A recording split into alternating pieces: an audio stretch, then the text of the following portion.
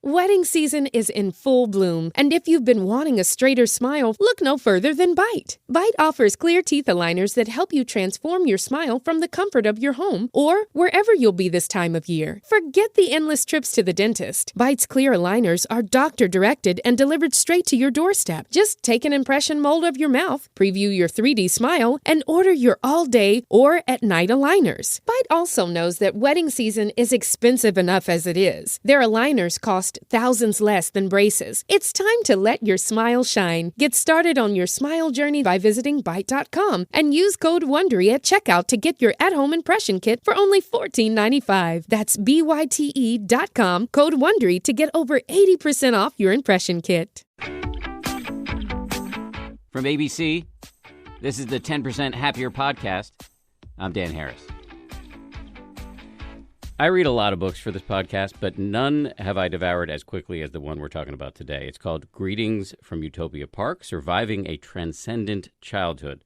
This is not a dry meditation guide. This is an extremely compelling memoir about growing up within the Transcendental Meditation organization. Transcendental Meditation, also called TM, is practiced by many well-known people, including Howard Stern, the movie director David Lynch, Katy Perry, Jerry Seinfeld, as well as many of my own friends and colleagues like George Stephanopoulos and Robin Roberts from Good Morning America. But my guest today, the author and journalist Claire Hoffman, grew up inside a remote community of, I guess we could say, orthodox practitioners, seeing a side of TM that isn't often discussed.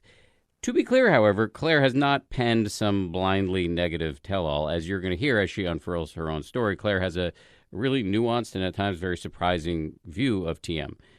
Before we dive into all of that, though, a bit of a personal disclaimer on my end. This is a little bit of a tricky interview for me because discussions of meditation can often devolve into what I fear may be non-constructive sectarianism. I practice a form of meditation called mindfulness meditation, and the mindfulness people and the TM people sometimes sort of look down their respective noses at one another. In fact, if I'm going to be totally honest here, some of my fellow travelers in the mindfulness world are openly suspicious of TM. I, however, consider myself to be a non-combatant in these debates, largely because I simply haven't done enough research into TM yet, which is why I recently made the acquaintance of a guy named Bob Roth, who Claire knows very well, who's a longtime TM teacher and the head of the David Lynch Foundation. And Bob is going to come on the podcast soon and answer all of my obnoxious questions. He's also going to teach me TM, at which point I think I'll be able to speak with much greater authority. Anyway, enough throat clearing. Claire, thanks for coming in. Thank you so much for having me. Congratulations on the book. It's really, really, really interesting. Well, I love hearing that. It's your first book, and I know the pain of publishing a first book, especially one that's really personal. So, thank you for saying it. I think as a journalist, you probably know that talking about your personal life is something you generally don't have to do. So it was a weird decision on my part. Yeah. Well, I'm glad you made the decision because I think people are going to learn a lot. And at the very least, it's a really good read. So before we get into your personal story, let's kind of define terms a little bit. What is TM?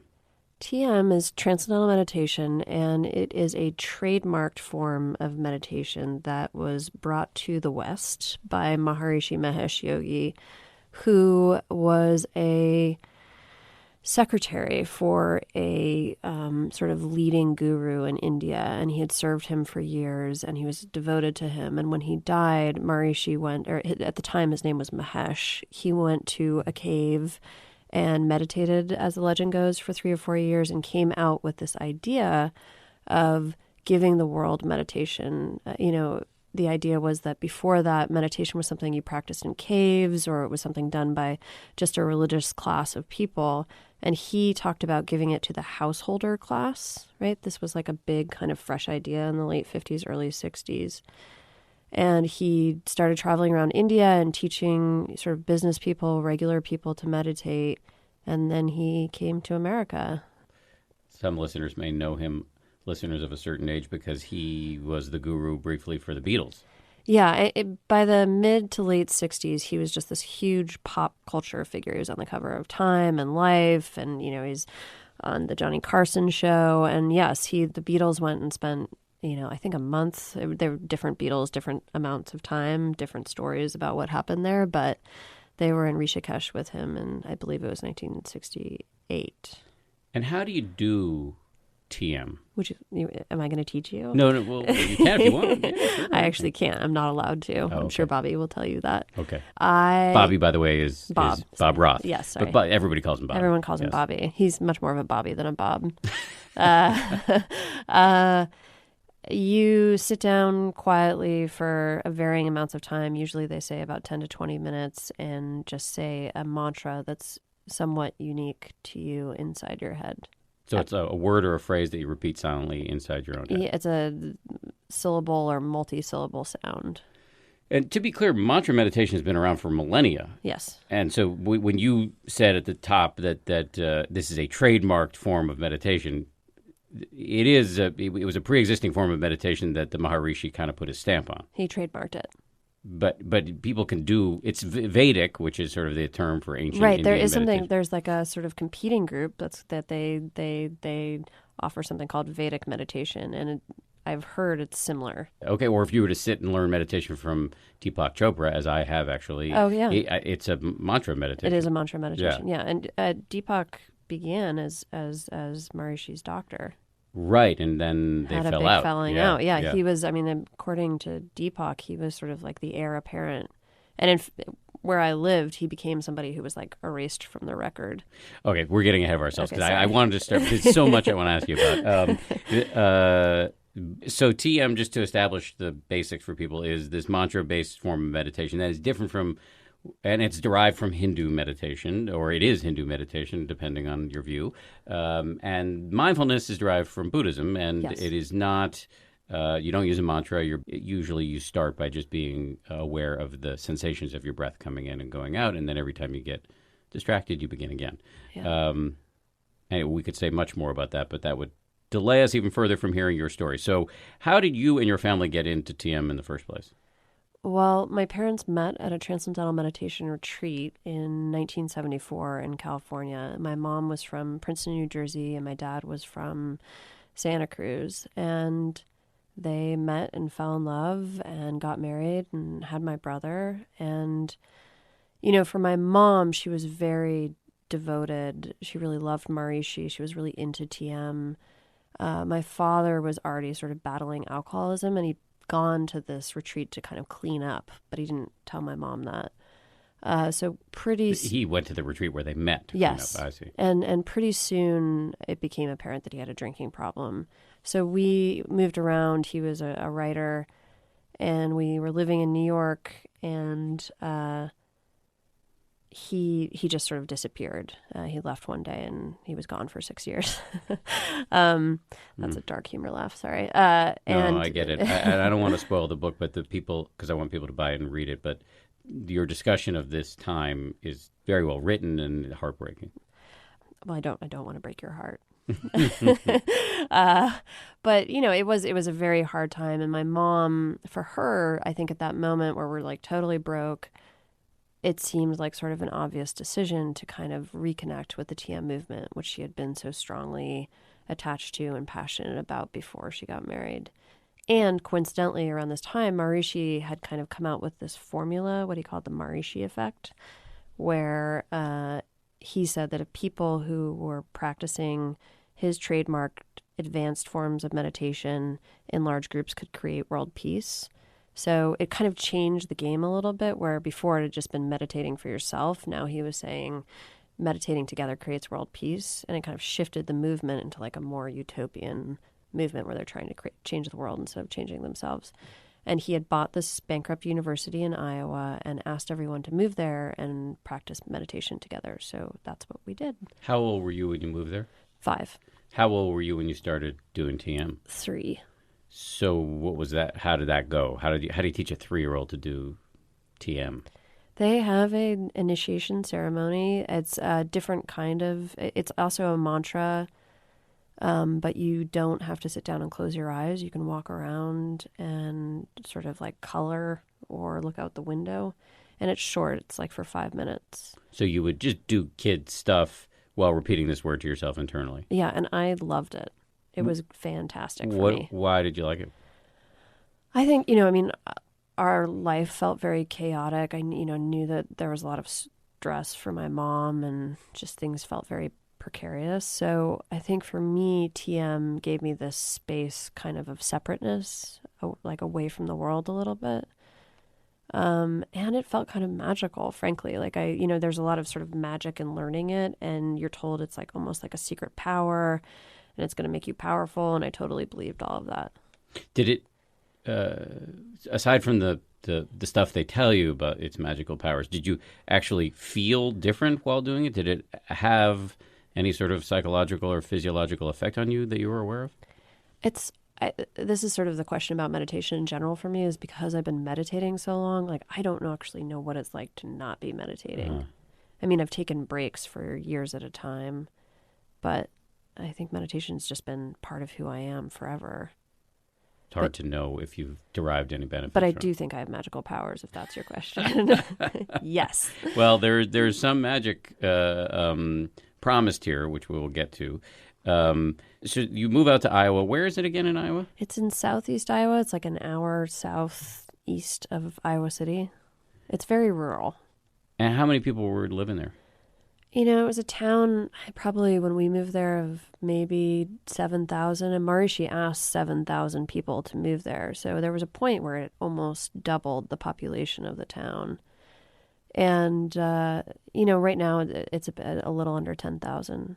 So these are the true believers. This is a different crew than the sort of bold-faced names that we see talking about TM publicly, Lena Dunham, Katy Perry, et cetera, et cetera. Yeah, I mean, as far as sort of TM goes, I think this real contraction happened in the late 70s when Maharishi announced this idea of the Maharishi effect, of this idea of people meditating together. It was at the same time that he also announced that he was going to give a special technique that could make you fly. And I think those kind of two things really didn't jive with the mainstream. So, and the flying technique, as it's called, it's part of a larger program of something called the cities. And cities is basically an ancient Indian word for powers. Yes, powers. So you can find old advertisements from the time that Maharishi had created that said, like, give you the strength of an elephant, walk through walls, power of invisibility, and flying. Gotcha. Yeah. And your mom believed this? My mom believes this. Still believes this? My mom lives there. Still? Yes. Lots of people still live there and believe it. So does she have the strength of an elephant? I find her very powerful. She's a powerful lady. Can she fly? In terms of what flying is, I think she has powerful experiences doing something called yogic flying. It is not a beautiful thing to see, though. It is not soaring around the room, sadly. What is it? It's kind of like frog butt hopping across the floor on pieces of foam, usually, or on a mattress. So do you think it's baloney, or is there something there to it? Well, so part of my book is that I go back and I learned the TM City technique about 5 years ago. When I lived there as a teenager, I wasn't allowed to learn. Well, first of all, it's extremely expensive. It's like $6,000. So I couldn't have afforded to learn. But I also was like deemed a bad kid, so I wouldn't have been allowed to learn. And even when I went back, as a 34-year-old and a mother, yes. Wait a second. You have to pay to do this? Oh, yeah. You pay for TM in general. This is usually one of the bones that people pick about. Okay, so I know you have to pay for TM. That's one of the things I talked about with Bob/Bobby, and we will talk about on the podcast when he comes on. But so you have to pay for all these sort of varying levels of teachings. Yes. Yeah, there's the advanced techniques. Most people, so to kind of come back to your question about the celebrities and these people who are out there talking about TM, they're talking about the 20 minutes a day basic TM, which is the original sort of product, if you will, that Maharishi came out with.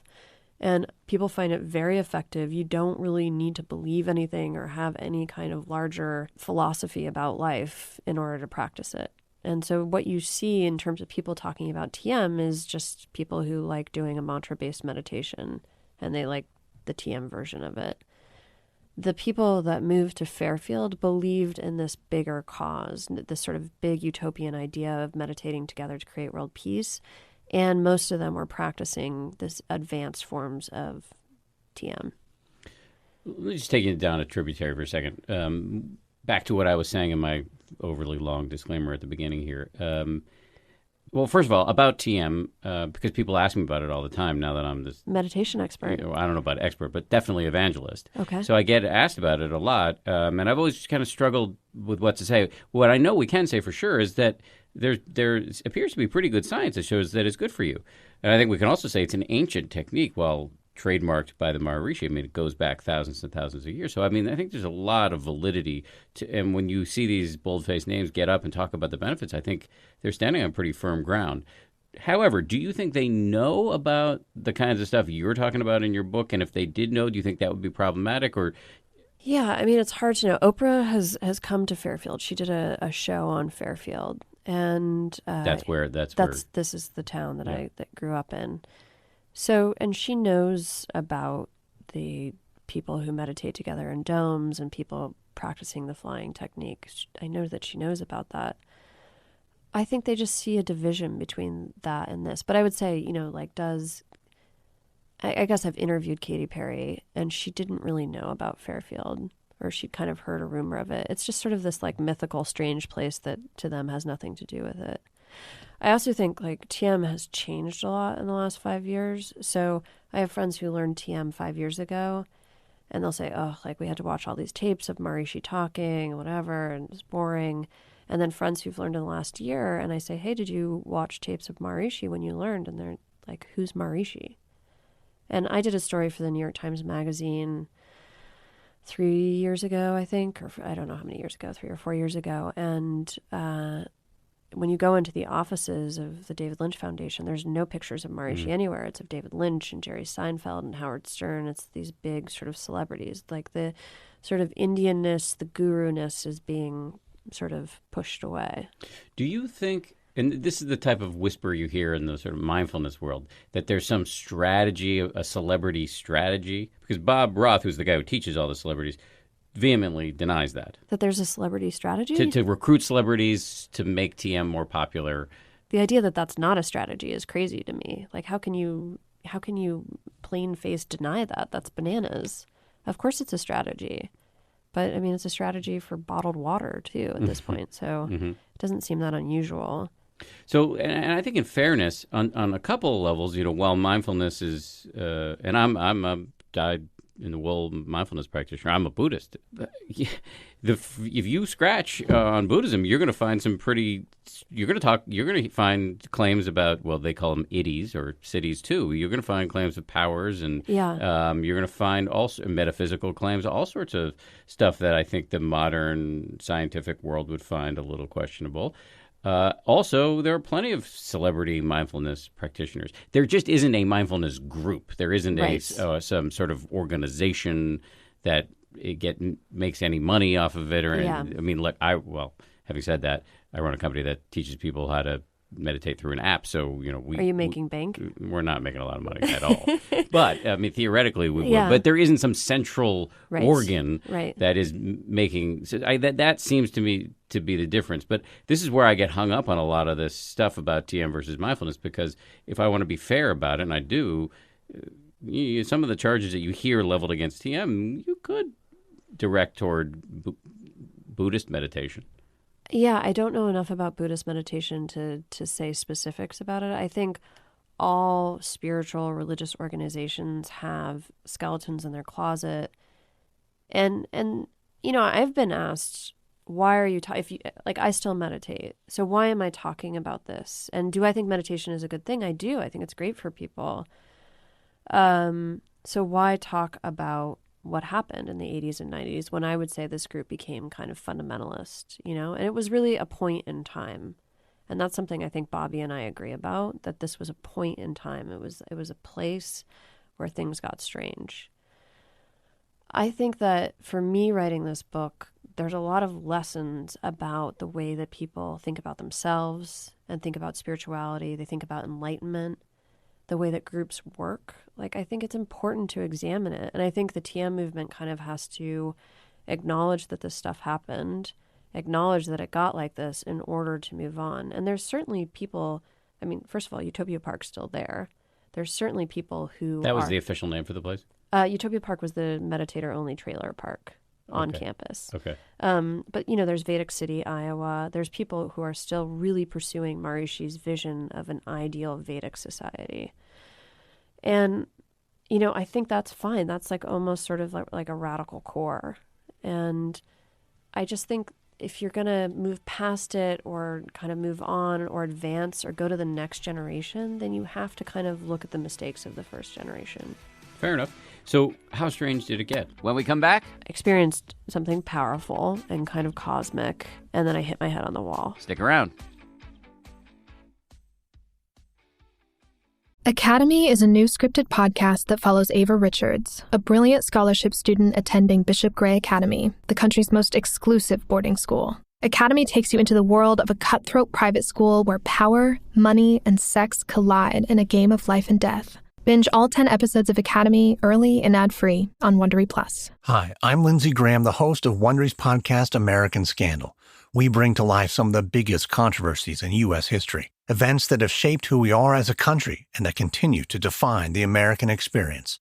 American Scandal tells marquee stories about American politics, like the break-in at the Watergate Hotel, an event that led to the downfall of a president and raised questions about the future of American democracy. We go behind the scenes looking at devastating financial crimes, like the fraud committed at Enron and Bernie Madoff's Ponzi scheme. And we tell stories of complicated public figures like Edward Snowden and Monica Lewinsky, people who found themselves thrust into the spotlight and who spurred debates about the future of the country. Follow American Scandal wherever you get your podcasts. You can listen ad-free on the Amazon Music or Wondery app. So how strange did it get? It got pretty wacky. What happened was Maharishi didn't live there, so he would telecast in all the time, right? So we would have these big celebrations all the time. We were always celebrating and fundraising. Those were sort of like a constant cycle. And Maharishi would telecast from India and then later on from Europe, and we would all gather together in these big Golden Dome buildings and listen to him. And because he wasn't there, but people loved him so much, and he was this guru, his knowledge was this like commodity, right? So it was this very kind of Wizard of Ozzy thing where people were constantly quoting and saying like, well, Maharishi says this, Maharishi says that. I went to the Maharishi School of the Age of Enlightenment, and That was the name of the school? That was the name of the elementary school. And, our teachers were constantly saying, well, Maharishi says do this, don't do this, this is his favorite color. It became a total cult of personality. And, over time, Maharishi started having more and more knowledge. So that knowledge often turned into businesses. So, he had Maharishi Ayurveda, which was the medicine and health. There was Maharishi Sthapatya Veda, which is the buildings and houses and design. There was Maharishi Gandharva Veda, which was the music that you were supposed to listen to all the time. And so it was like every aspect of life had a sort of Maharishi's knowledge wrapped around it, things that you were supposed to do. And those were usually things that were commodified. They were products to buy. At what point did you start to rebel against this stuff? I had a moment when I was 12 years old, and there was a lot going on that kind of led up to this. I definitely, when I saw flying for the first time, I started to have real questions. And then my dad came back into my life. He moved back to Iowa. He got sober. And he was kind of critical of what was going on, which was the first voice like that I was hearing. But my moment was in November of 1989. We had a school assembly, and the school administrator was on stage weeping with joy because we had torn down the Berlin Wall with our meditations. And it was just sort of clicked for me, like, it's not true. I know it's not true. And after that, I became increasingly rebellious. And I had an older brother who was kind of rebellious, so I had a lead to follow. But yeah, so it meant sneaking out and drinking and partying, which it's a very small town and a community that's very sober and very interested in living an ideal life. So it was a contrast. You have said in at least one of the interviews that I read with you subsequent to writing the book that the publishers pressured you to use the cult word. Now, you said cult of personality, but did they try to pressure you to call this religion or organization, whatever you want to call it, a cult? Oh, I think what you're referring to, it was actually an editor for a magazine. I had worked on this. I had worked on a story for not the publisher. Interesting. Rolling Stone quoted that, but I was telling them it was a Rolling Stone story I had gotten assigned about TM, and they ended up killing the story because I wouldn't say it's good or bad. They wanted, at the end, they were like, you either need to say it's a cult or not a cult. And I was like, I don't have that answer for you. Which people don't like. I don't mind it.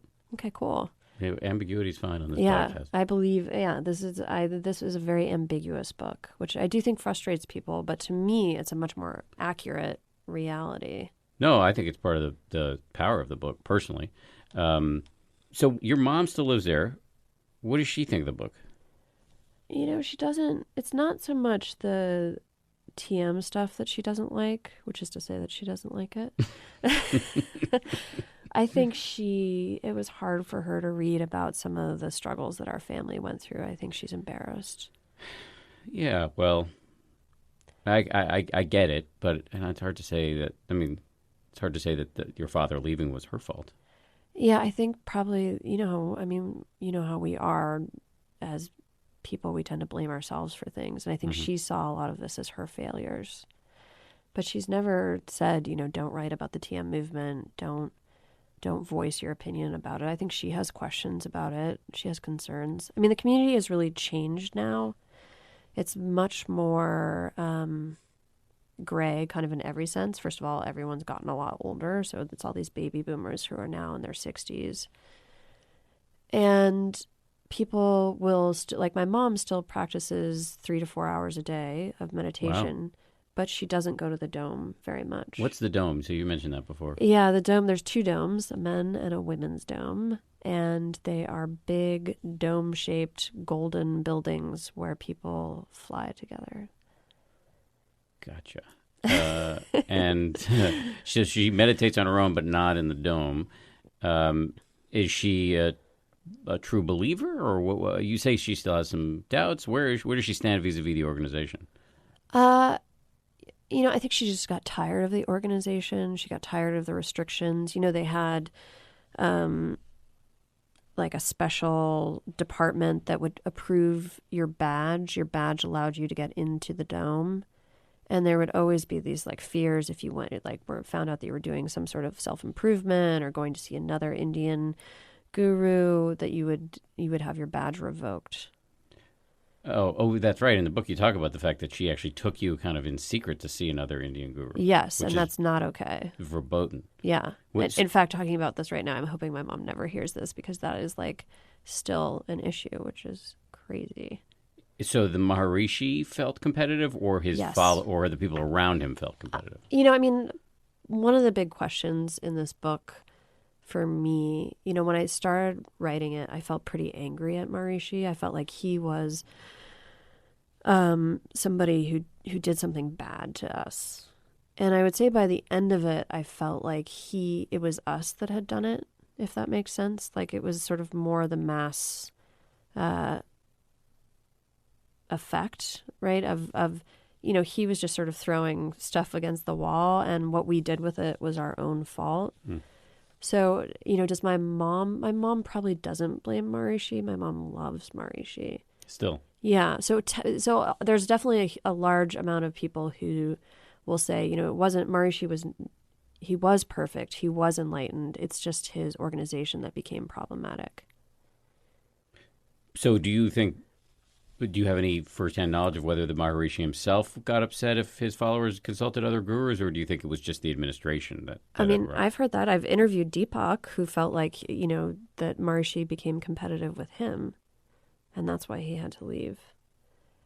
I think Deepak says and has written that once he started to become successful, when his first book came out, Maharishi asked him to stop sort of promoting himself and fall in line. And he said he wouldn't, and that was it. It was over. They never spoke again.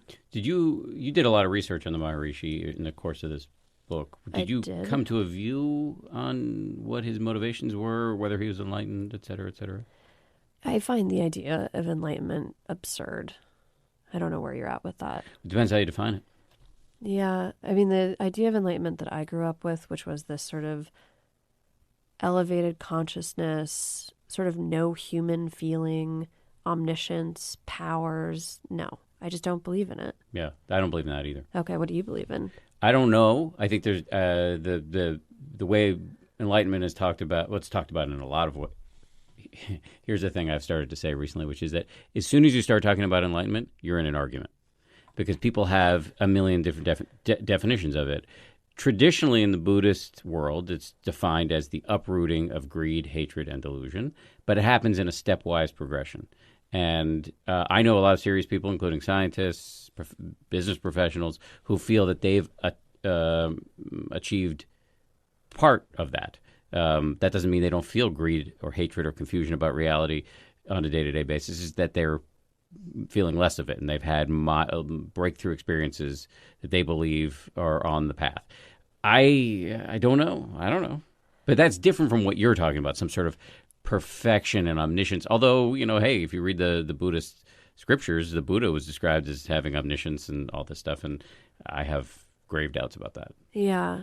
I mean, there's a few sort of big motivating factors for me in writing this book, and one of them is this idea. I mean, this is kind of why I dredged up, to use my mother's word, a lot of our family history, because I feel like, as people, as families, as individuals, we suffer, we have addictions, we have vices, we do bad things, and we feel so terrible about it that the flip side of the coin has become, this idea of religion and restriction. And I like religion, but I do feel like it's this divide between imperfect and human and perfect and divine. And I just don't think it's true. And I don't think it was true about Maharishi. I think here's what I can tell you that I know about Maharishi. I think he was incredibly charismatic. He had some kind of powers, because if you talk to one of the 3,000 people who live in Fairfield who were followers of his, they will all tell you about some kind of personal encounter with them where they're practically weeping telling you about it. Like, they love him. He was very powerful. By power, you don't mean city, you mean sort of just charisma. Power. Yeah, charisma. Yeah. I think he was one of the more ambitious people that I've ever encountered. Part of researching this book was going into the archives of the Maharishi University Library, and inside are just these brochures and booklets and plans. I mean, he had a vision of this sort of meditation domination that is just, I can't underestimate how big it was. Theme parks. Well, obviously theme parks are a big part of that, but tallest building in the world, libraries all over the world. I mean, he has literature from the early 70s about opening 3,600 TM centers in every country and city in America, in the world. He's just extremely ambitious.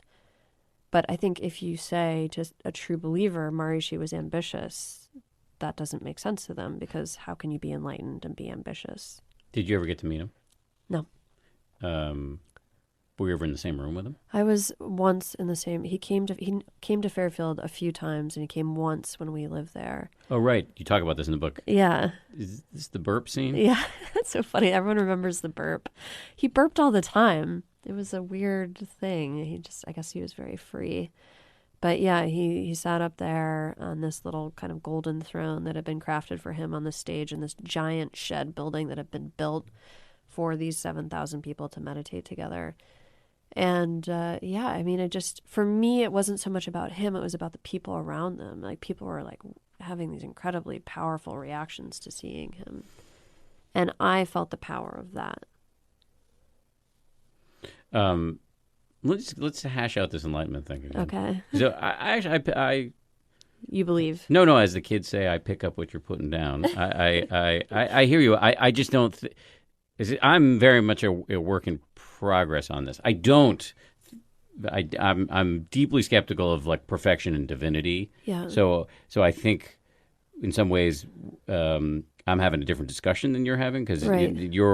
I think in your tradition, or at least the way you're seeing it, it was a much more binary thing. Whereas the idea that the mind is trainable and that over time, you can reduce the likelihood of negative emotions and reduce their power. That I find like maybe there's something to it. And I just know enough scientists who are sort of looking at, the brains of advanced meditators and seeing that they are different, that I think there's perhaps something to it, but I don't know. I'm very much agnostic on it. But I think on the fundamental issue, you and I agree, which is setting up some sort of perfection, denying our basic humanity, and then making us feel bad about the things that we inevitably are going to do because our human birthright is fallibility. That is an unhealthy dynamic. Well, but when you practice mindfulness meditation and you have thoughts, are you judging them as negative or positive? I do all sorts of self-laceration while meditating, but that's not necessarily the correct practice. Right. So in mindfulness meditation, ideally, you would see a thought as just being a thought, right. Or you could note it as being aversion or desire or something like that. But it should be ideally devoid of judgment. Right. It's like your thoughts are supposed to be like the sound of birds in the trees, right? Or just little quantum bursts of mental energy. They don't have value per se. Again, this is how it's supposed to be practiced. Easier said than done. Right. That was always my challenge. Yeah. But I do think it's a skill you can develop. Yeah. And especially when I go on a long retreat, I get much better at just seeing the contents of my own consciousness with some real non-judgmental remove, and that has a value that is way beyond the theoretical, because when I'm becoming impatient with my son or my wife or a colleague, I'm much less likely, I don't know about much less likely, I am less likely to get carried away by it. And that is, I think, where the rubber hits the road, or at least one of the areas where the rubber hits the road with mindfulness meditation. Yeah. I mean, I think this is murky water, but For sure. It's super interesting. So I feel like I saw something that can happen with this idea of like positive thinking, moving away from negativity, like mind mastery, where it gets perverted. I think we're human and we pervert things. That's just sort of how it goes. So whereas you can say like, oh, it's, people who tend to be, write down 5 things they're grateful for every day, right? Those people tend to be 20% happier, right? But living in a community where that was sort of the way it was supposed to be, what it turns into is a lack of the ability to express yourself, and a lack of creativity, and a lack of freedom. And I just think that the human experience is so complicated and ever-changing that to kind of start branding things positive or negative, that process itself, I actually think it isn't good. I think I would tend to agree that it was, again, 'cause I didn't grow up in this community and I don't want to pass judgment on it without really firsthand knowledge. But what you're describing sounds problematic to me. Let me just say that. But in the area that I do have some personal experience in Buddhism, the best teachers don't talk about squashing your what they would call shadow side.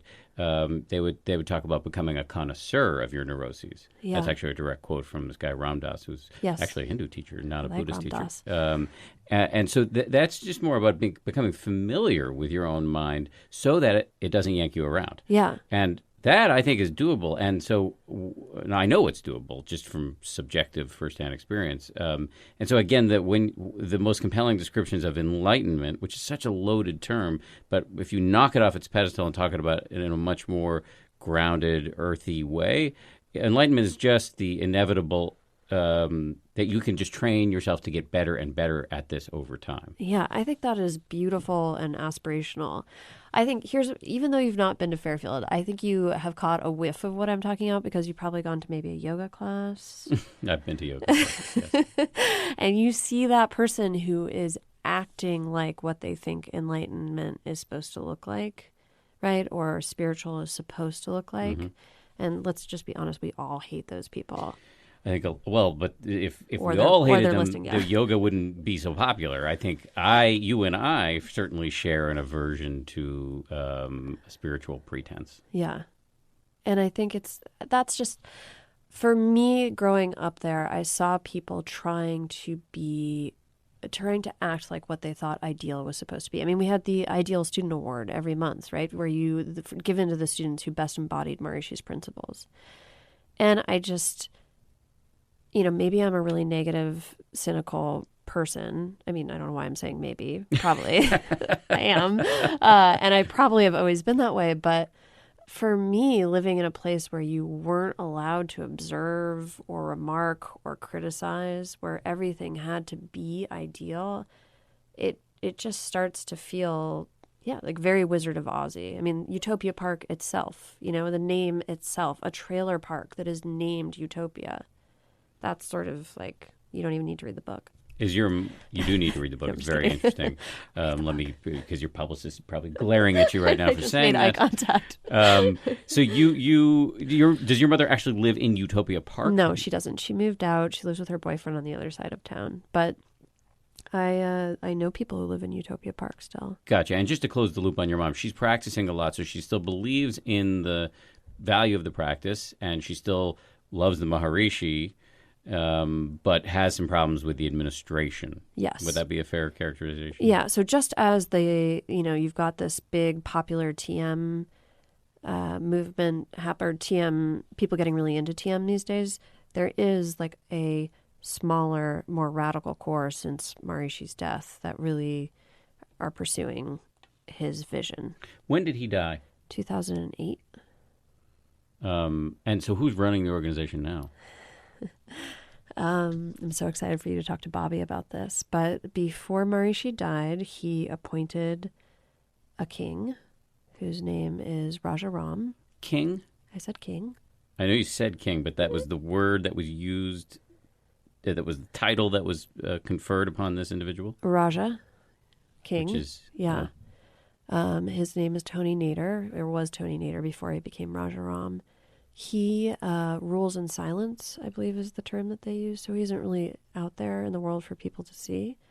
He recently bought a $5 million property in Palm Beach, Florida.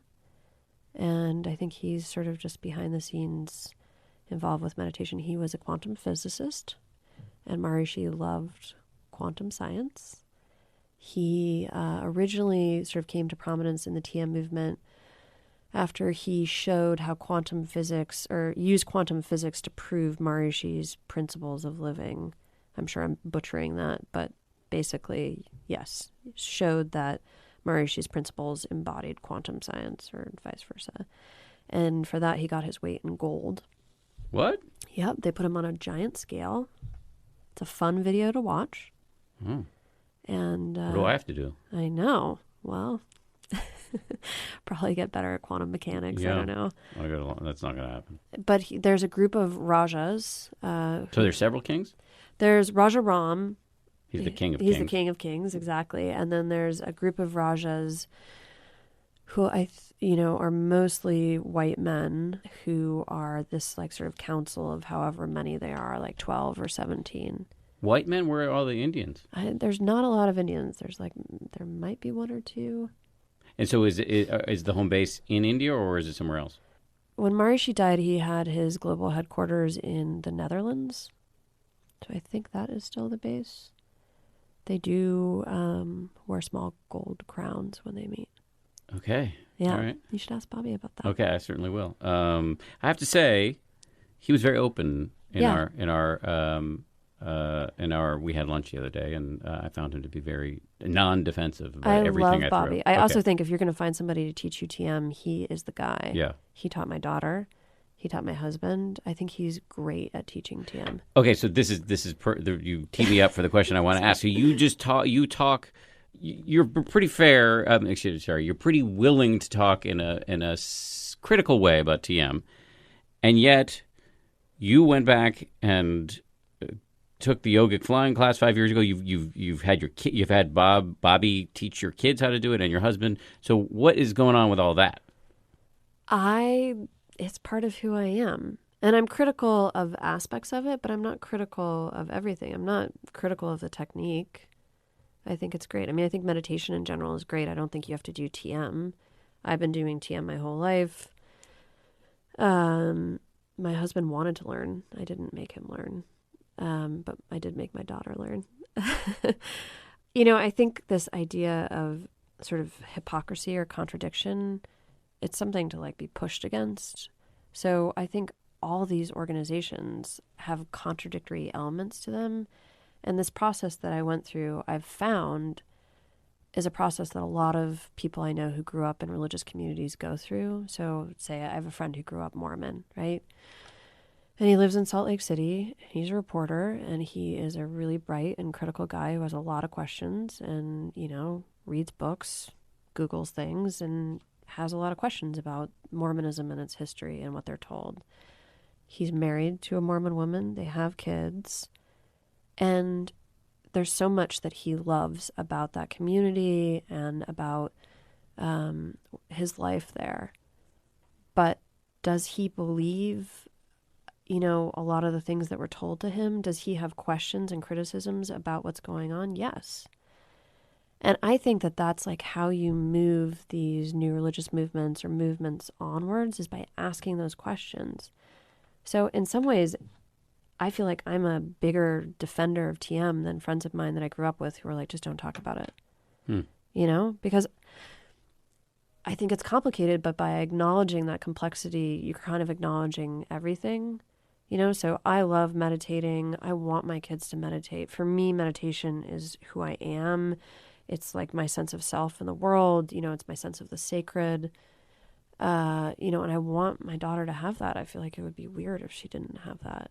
How did you get back into it after your rebellion? How when did you stop, and when did you start again?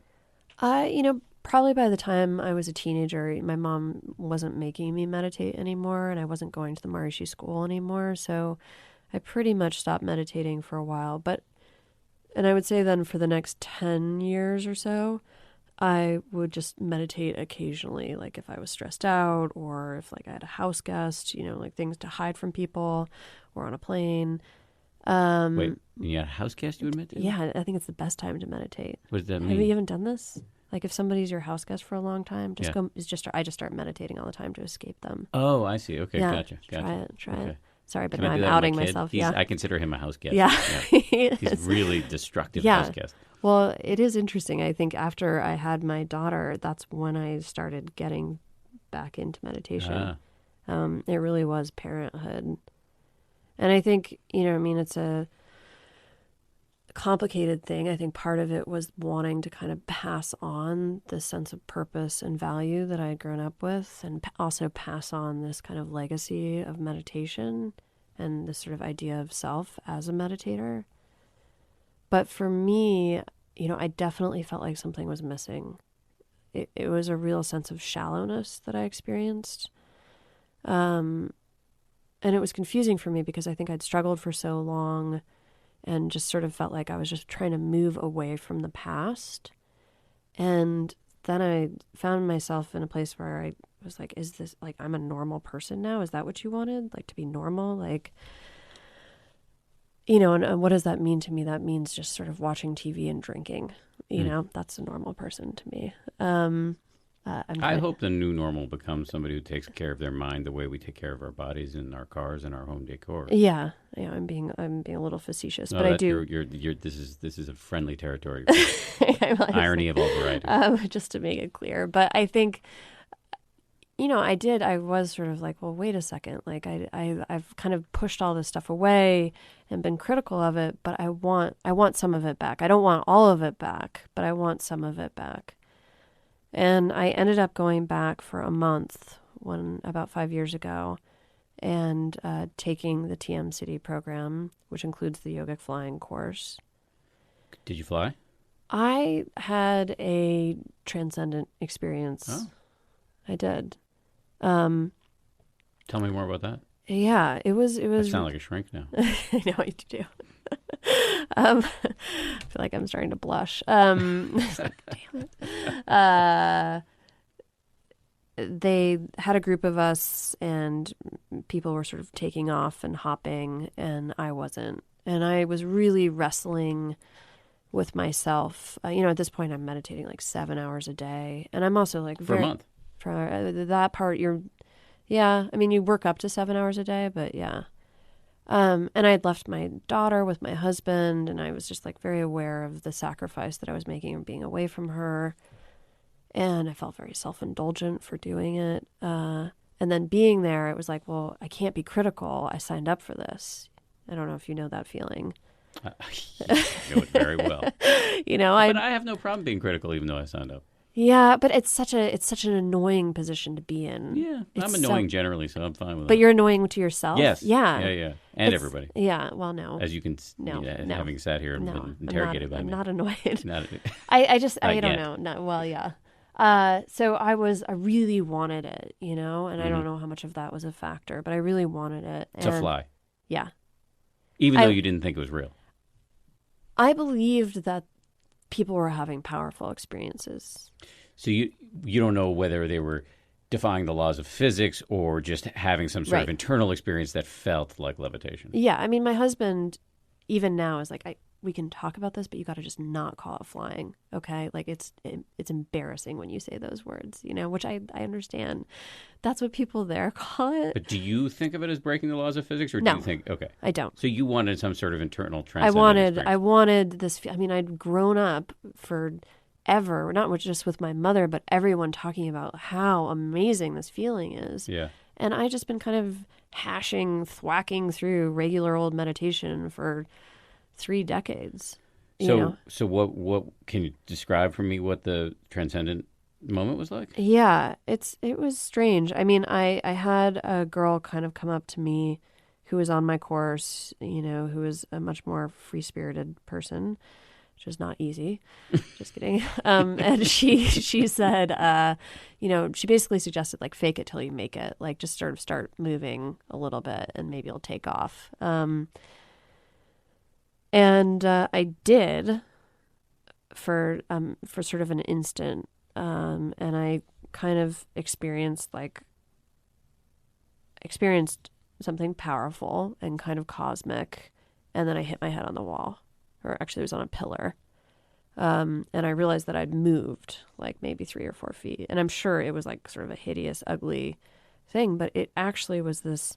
So none of that is anything I'm like greatly proud of, or I'm telling you something incredible happened. I'm sure it was just probably like totally embarrassing to look at should anyone have been looking at it. But for me, it was this instant of feeling just sort of total oneness, darkness, like complete shut off of my brain, complete, and something kind of just bigger. And I started crying afterwards, and Not because you hit your head. No, I was fine. I mean, it was more like for seeing something so beautiful for a second and then having it go away, and realizing like, wait, it's there, but I'm not there. I'm back here. Like my brain clicked back on, and I realized where I was and that I'd hit my head, and the contrast between those two was really harsh. Yeah. And then I felt also, though, this connection to my mom, because I kind of understood, like, gosh, if I could access and experience that all the time, wouldn't I keep trying to do that? Mm-hmm. And, like, would I move to some town in Iowa? And would I join large groups of people who are also pursuing it? Absolutely. Have you found yourself chasing the dragon? Are you trying to get back to it? No? Why not? It's a good question. People always say that when they don't want to answer the question. Yeah, you're good. You're good. It's a great question. I came home afterwards, and I practiced some of the cities. It's like 17 different mantras, and my meditation is much better after I did it. I'm not on here evangelizing taking that course, but for me, it did change my life and made it like my meditation more powerful. The Flying Sutra, to me, it's just, I mean, I could have a longer explanation of this, but it's kind of just too weird. There's an idea with the cities and I don't know if this is the same in Buddhism, where it's about going to like a transcendent layer and then using your mind to like alter reality, right? And alter the physical. And I just don't know if I believe in that or want to do it. Oh, well, I definitely have trouble believing in it, but if it was possible, I would totally want to do it. I think that the kind of transcendent oneness that you pursue in Buddhism, and that I kind of, is that okay for me to say? Do you believe what I just said? Well, like I call myself a Buddhist, which I just think of as meaning somebody who does Buddhism. You know, like I don't believe in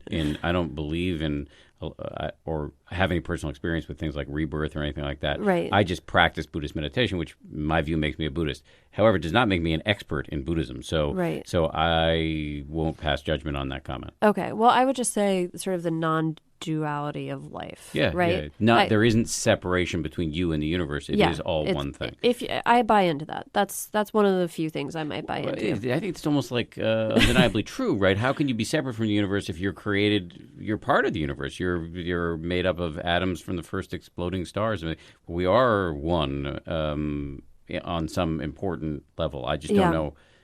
I just don't know.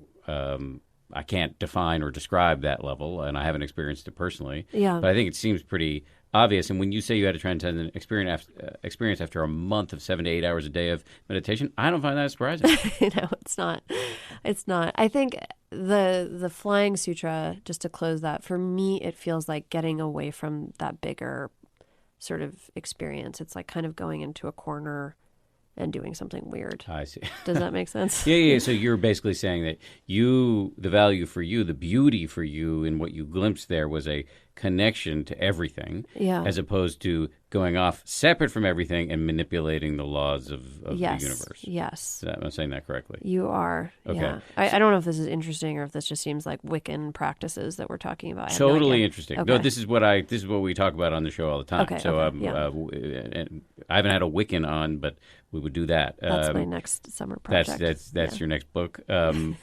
I am obsessed with the idea of there being something beyond 10% happier, right? I mean, I suspect there is. Well, I know there's something beyond 10%. First of all, that doesn't mean anything. I pulled that on my rear end. I know there's more than just sort of making yourself slightly calmer and less emotionally reactive. I just haven't experienced it for myself. Yeah, I don't know what to say. I mean, your book came out while I was working on mine, and I was grumpy about it because it's sort of my thesis, where it's like meditation isn't going to solve everything. It isn't the answer to the world's problems, but will it make you a little bit happier? Yes. Yeah. But then somebody writes a book. There were a lot of books that came out when I was writing my book that I was very grumpy about. What were you the most grumpy about? There was a book, I'm going to have trouble remembering the name. It was something like, I think the subtitle was something like Positive Thinking for People Who Hate Positive Thinking or something like that. And it was by a British journalist who lives here in New York. Huh. And my literary agent sent it to me, and I was really pissed off. Yeah. That, why are you sending this to me? This is exactly what I'm trying to do. And it doesn't make a difference. Yeah, these are just mental games we play with ourselves. Absolutely. That's why it's strange to see you in person. It's great to see you in person. Thank you for doing this. I really appreciate it. It's a delight. Anything else that I should have asked you or that you want to talk about? Well, I think there is the idea of sort of cynicism versus mysticism that kind of goes through this book that I feel like I frankly would like to talk to you about, in the sense that I want to hear what you think. I think they go well together, right? My view is maybe not cynicism, but skepticism and mysticism. Skepticism vis-a-vis mysticism. So you can have curiosity, but it's not so you can have skepticism, but it's not an incurious skepticism. So I suspect, I actually misspoke a little bit before when I said I know there's something beyond 10% happier. I meant I suspect there's something beyond 10% happier, and I'm investigating it in a pretty robust way, but I'm going to be a wise ass as I do so. Yeah. And I think that's totally fine. I think I find people who do this investigation in a more earnest way to be a little annoying sometimes. Right. So I had a friend who is religious. I think he's Orthodox, actually. He's Jewish. Mm-hmm. And he said this thing to me that has always stuck in my head, that in order to have experienced the cosmic, you have to let go of logic. That may be true. It's very interesting, a very compelling assertion. But then you talk to somebody like Sam Harris, a neuroscientist, and very, very logical, and has spent years of his life on meditation retreats, and has had all sorts of what he would describe as transcendent experiences. And I don't think he's had to abandon logic. Yeah, I think that I felt like for me personally, logic had to be put aside. The critical thinking part of me had to be put aside in order to have that experience. What I suspect is that you have to let go. Right. Generally. I don't know if you specifically need to let go of logic. My very nebulous early stage understanding of all of this is that if you're going to have these experiences mystical experiences that we're discussing, if they're real, that you are going to have to, it's like a deep unclenching. Yeah. But I find somebody like Sam Harris who's so critical of religion annoying, and also so not accurate, because of course there's all these negative things about religion. I completely have my eyes open to that. I've lived through it. At the same time, that has been the gateway for so many people to these really big and powerful experiences. So who is it to say that religion is bad when half of it is made up of this incredible aspect? And, he sort of pursues the dogma of religion, or the sort of absurdist beliefs. And I find that, I don't know, I find it sort of like a gut punch. Like it's not really what it's about. So it's like a baby bathwater argument. Baby baptismal water is what we like to say. There you go. But have you read Waking Up? I have. Okay, so I mean, I think the argument that he makes there is that, yes, religion has been the gateway to these transcendent experiences, but also comes with it, his argument here also brings with it a lot of often damaging, destructive, dogmatic arguments. And so why not extract spiritual experience, for lack of a better phrase, from its metaphysical context and pursue it in a modern scientific context? I think that's like the best possible way of describing Sam Harris, like the most positive. But I mean, I find it like so annoying the way that he sort of just completely goes after people who are religious, and then writes this book, Waking Up. I have interviewed him, and we didn't really see eye to eye. He writes this book, and in it he offers different meditation techniques like, hey, pretend you don't have a head, which I tried. It's cool. It kind of works. But I can totally make fun of him for that, the way he makes fun of religious people all over the world for their crazy thinking. But pretending you don't have a head, that's based on a book called On Having No Head. It's called Zen and the Art of and the Rediscovery of the Obvious. The argument there is that from your perspective, from your own perspective, you don't have a head. There's just the world and maybe a smudge where your nose should be, right? So that is a compelling argument, and it actually is divorced from metaphysics. So Sam, I think his point, and I don't want to make you uncomfortable here because Sam is a friend of mine, but I don't mind people criticizing him. He doesn't mind people. I think he loves engaging in these kind of. He does mind, but yeah. Oh well, maybe he does mind, but he does engage he puts himself in a position he entangles himself in all sorts of debates all the time. So in that sense, he's used to it. Right. So anyway, you're not in trouble with me for criticizing his Thank ideas, you. and nor I suspect are you in trouble with him. But so I guess I would defend him on on having no head thing. Right. Well, I'm just saying you can kind of pull quote any religion or any book or any belief or faith or pursuit and make it look stupid and absurd, right? Like, you could say like, hey, you think you can fly? You're an idiot. I totally get that. But for me, I think I'm a pretty logical, skeptical person who was pursuing a personal transcendent experience. And so for Sam to act like these like billion people on Earth who believe these different faiths are invalid and idiots is idiotic to me. That's all. Fair enough. I guess I'll just speak for myself, which is that I just find the idea that there are experiences that we can have of our own mind that transcend the mundane. Yeah. I think you can. I suspect you can talk about this and experience it and pursue it in a way that doesn't involve subscribing to metaphysical claims that are immune to proof. And so I find that very, very compelling. I don't know if that puts me foursquare in Sam's camp or not. I just think he and I agree there. And I suspect you and I agree, too, on this. How dare you? How dare you? I mean, I just think that having lived in a place where we believed unbelievable things and seen how that belief completely shaped our reality and made it true, it made it true. We lived it. Like, I know what it felt like to believe, and I saw the way that transformed everything. But is that good or bad?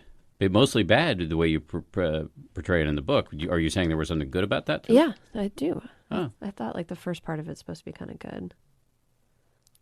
Well, it's been a few weeks since I read it. And like I said, I actually kept me up at night. I read it in like 2 or 3 nights, and I'm a slow reader because it's just such a compelling yarn. So I apologize if I've forgotten things. No, well, but do you think believing in things that can't be proved, you think there's some value in that? I do. I'm not saying I disagree with you, by the way. No. I'm not saying that necessarily. I'm saying part of why I wrote this book is because of this debate that I hear with like Dawkins or Sam Harris and against like Bible thumpers or something. Mm-hmm. You know, it's like believers and non-believers, logic, illogic. And, you know, my husband and I argue about this all the time because he loves Sam Harris, but loved his TED Talk.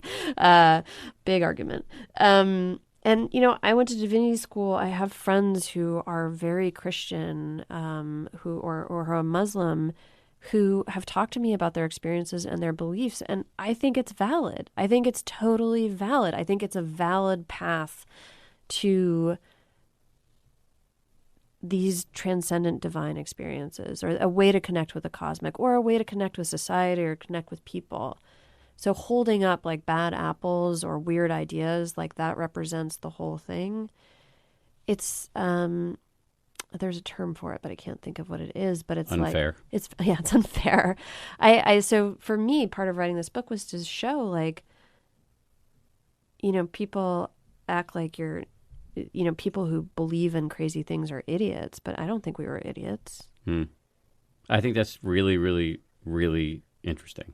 And you have you standing. Idiot. That's what No. You have the standing to make this to explore these themes because you've studied it academically and you've lived it. So I think I'm totally open to it. It's so interesting every time Sam comes up because, I know a lot of people who love him and a lot of people who have strong negative feelings about him. And I actually more know him as a guy. Right. We don't talk about the controversial stuff so much. Yeah. And as a guy, he's like incredibly warm, and he's the one who introduced me to my meditation teacher. And yes. So I have a lot of personal affection for him, but I listen to his podcast, and he's fighting with people, yeah. and that's just not the Sam that I know. Yeah, I will say, when I met him in person, I liked him a lot more. When I was reading his books, I was like irate. You're not alone, and yeah. I think he certainly knows that. Yeah, I get it. We all have to make a living. This has been amazing talking to you. Thank you very much. Thank you for having me. It's an absolute pleasure. Let me just remind people of the name of the book, Greetings from Utopia Park, Surviving a Transcendent Childhood. It is just out and a fascinating read. And your publicist is actually making happier faces at me than she was at you for saying you didn't have to read it. Thank you very much, Claire. All right, there's another edition of the 10% Happier podcast. If you like it, I'm going to hit you up for a favor. Please subscribe to it, review it, and rate it. I want to also thank the people who produced this podcast, Josh Cohan, Lauren Efron, Sarah Amos, and the head of ABC News Digital, Dan Silver. And hit me up at Twitter, Dan B. Harris. See you next time.